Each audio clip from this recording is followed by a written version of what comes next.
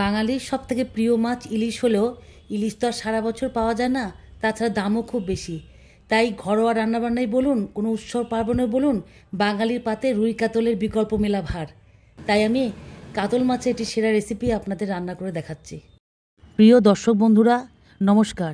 মল্টিকার পঞ্চব্যঞ্জন চ্যানেলে আপনাদের সুস্বাগত। ভিডিওটি পছন্দ হলে লাইক এবং শেয়ার করবেন এবং চ্যানেলটিকে সাবস্ক্রাইব করে পাশে থাকবেন।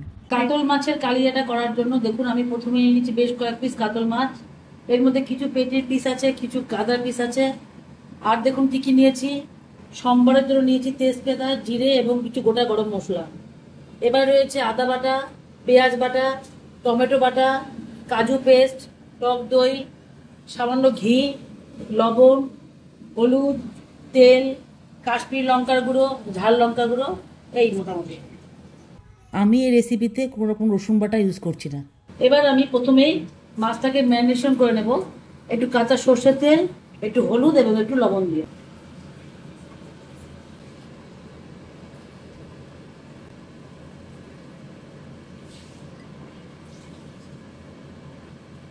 এবার খুব সুন্দর করে হালকা হাতে প্রতিটা মাছের গায়ে ভালোভাবে হলুদ লবণটা লাগিয়ে দিচ্ছি। একটু কাঁচা সর্ষের তেল মেখে নিলে রংটা খুবই সুন্দর আসে মাছের। এবার কড়াইতে প্রয়োজন মতো মাছ ভাজার জন্য তেল দিয়ে দেব। তেলটাকে ভালোভাবে কড়াইয়ের গায়ে লাগিয়ে দিচ্ছি।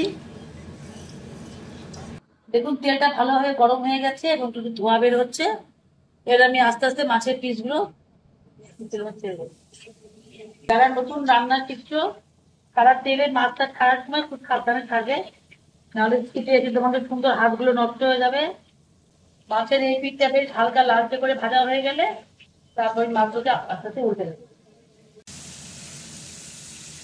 মাছগুলো ভালোভাবে ভাজা হয়ে গেছে, তারপর আমি আস্তে আস্তে উঠিয়ে নিচ্ছি।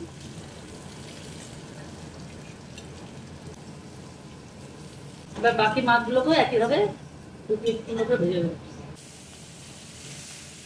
আমাদের সব মাছগুলো ভাজা হয়ে গেল, এগুলোকে আগে তুলে নিচ্ছি। এবার কালিয়াটা রান্না শুরু করছি। আর একটু তেল লাগবে, এবার একটু ঘি দিয়ে দিয়েছি, গন্ধটা ভালো হবে। এবার আমি ফোড়নটা দিচ্ছি, দুটো গোটা তেজপাতা, একটু সাদা জিরে এবং গোটা গরম মশলা। মশলাটা ভালোভাবে তেলের মধ্যে ভাজা হওয়ার জন্য অপেক্ষা করব। এবার আমি তেলের মধ্যে দিয়ে দিচ্ছি পেঁয়াজ বাটা।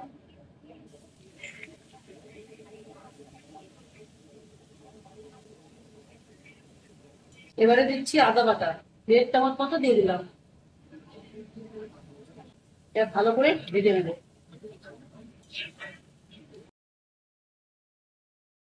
টমেটো পেস্টটা দিয়ে দিচ্ছি।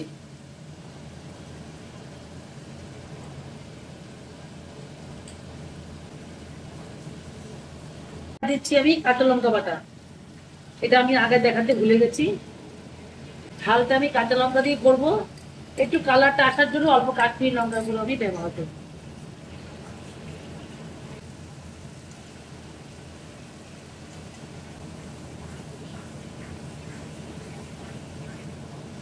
ম্যারিনেশনের প্লেটটা ধুয়ে একটু জল দিয়ে দিচ্ছি, এতে মশলাটা নিচে লাগার ভয় থাকবে না, ভালো করে কষানো হবে। এবার দিয়ে দিচ্ছি রান্নার সবচেয়ে যেটা কমন উপকরণ বলতে পারেন, লবণ এবং হলুদ। লবণটা আপনারা আপনাদের স্বাদ মতো দেবেন।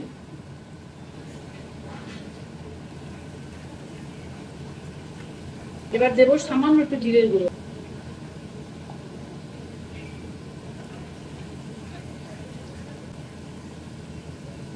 এবার দিয়ে দিচ্ছি কাজু বাটাটা।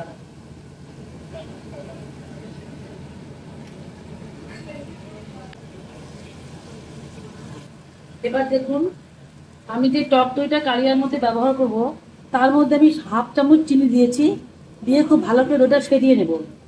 যে কোনো রান্নায় দইটা ব্যবহার করার সময় একটু মিষ্টি দিয়ে দিলে স্বাদটা খুব ভালো ব্যালেন্স হবে। আর দইটা ভালোভাবে ফেটিয়ে না দিলে এটা ছানার মতো কেটে দেওয়ার ভয় থাকে। আমি দইটা ফ্রিজ ব্যবহারের জন্য ফ্রিজ থেকে অনেকক্ষণ আগে বের করে রেখেছি, এখন এটা রুম টেম্পারেচারে এসে গেছে। এখন আমি দইটা দিয়ে দিচ্ছি।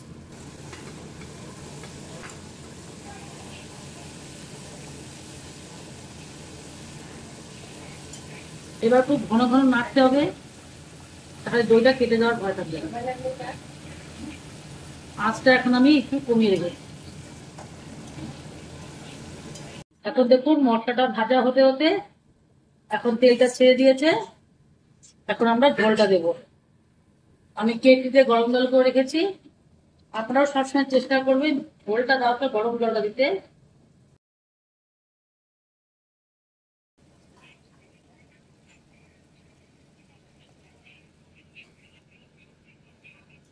আমাদের ঝোলটা ফুটে উঠেছে, এবার আস্তে আস্তে মাছগুলো ছেড়ে দেবো।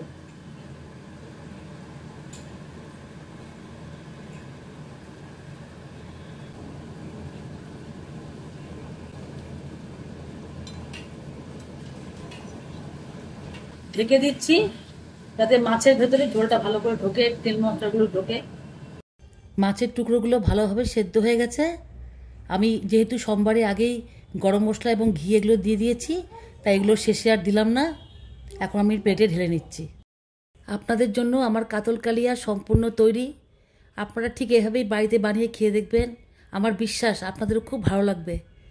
যদি ভিডিওটি আপনাদের ভালো লাগে থাকে অবশ্যই একটু কমেন্ট করে আমাকে জানাবেন, আমি তাতে উৎসাহিত বোধ করব। ধন্যবাদ।